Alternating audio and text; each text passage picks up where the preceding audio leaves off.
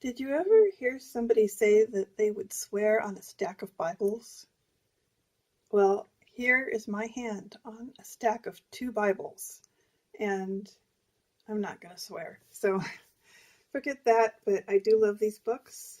The first one is the New Inductive Study Bible, which is actually a New American Standard Bible that has notes from Kay Arthur on how to study the Bible, and it's very helpful. I find it helpful. And then this other Bible is the, what do we call this one? Excuse me. We'll show you. Life Application Study Bible, which is actually like a bestseller on Amazon. And I've got the New King James Version. As you can see, my Bibles are hardcover. Both of them are, because I'm vegetarian and really don't want to have a Bible with a leather cover. It's just a personal preference there. So, I want to talk to you today about two ladies that I met who were reading the Bible. And this was in California. And the first lady, she lived next door to my grandmother in San Leandro, and I was about 20 years old. And I went next door to her home, which was a very small home, about the size of a normal bedroom. And I mean, it was really tiny. And that was back in the days when tiny homes were really not known of or popular. So this woman was a Mexican woman, and we were in San Leandro, California, which is in the San Francisco Bay Area. I don't know why she was there, because she spoke Spanish.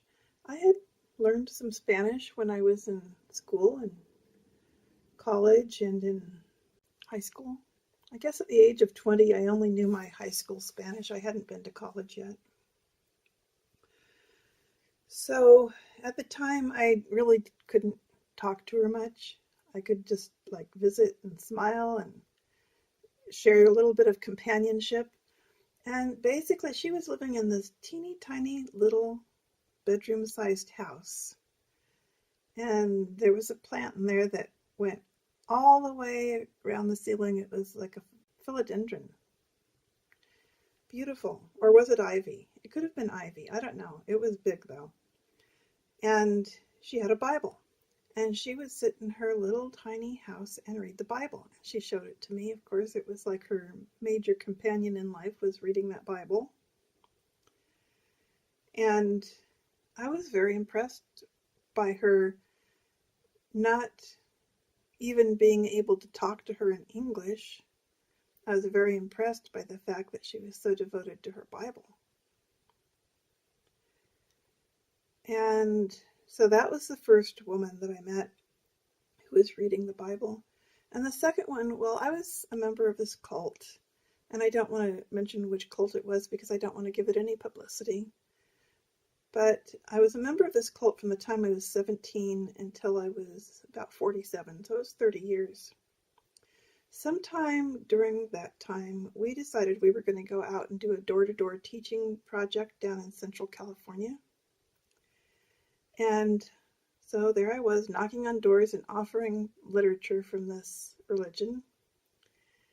And it was the only time during the time I was a member of that religion that I actually did door-to-door teaching, because it wasn't something that we normally did, but we were so desperate for new believers or people to talk to about the religion that we decided we were going to try it that day.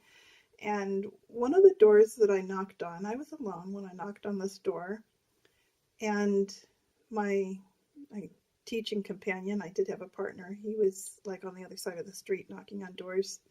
So this little woman came to the door again. It was another Mexican woman who spoke Spanish, and I couldn't understand her very well.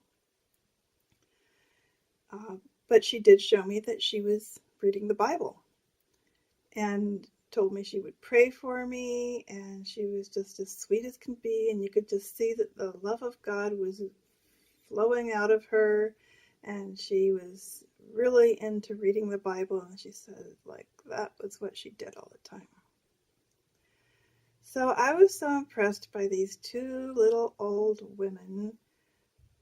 I just thought maybe someday I'll be like them. Maybe I'll be an old woman reading the Bible. And here I am.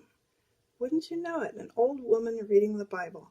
So I didn't actually read the Bible until I was like in my 40s or 30s. I might have read the four Gospels when I was in my 30s or 40s. I remember reading the four Gospels, and then some years went by, and I decided I was going to read the entire Bible, and I started again with the four Gospels.